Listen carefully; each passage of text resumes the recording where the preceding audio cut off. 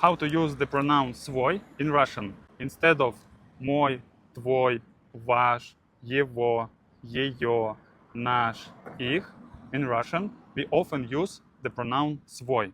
You use the pronoun свой when the subject of the sentence owns the object. In case in a sentence a pronoun or a name had been used, then next you use the pronoun свой. Let's take a look at the following example.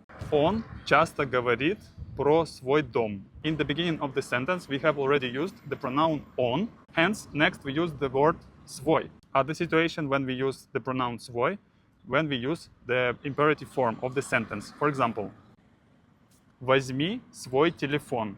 Take your phone.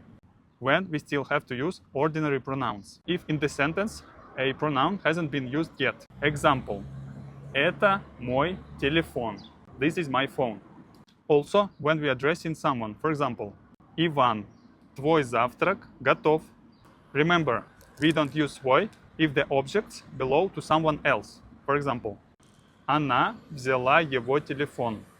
The phone doesn't belong to her, it belongs to him. The pronoun свой also agrees in number, gender, and case. Свой дом, своя книга, свое письмо, свои друзья, о своем друге. Using the pronoun свой when you speak Russian makes your speech more natural and fluent.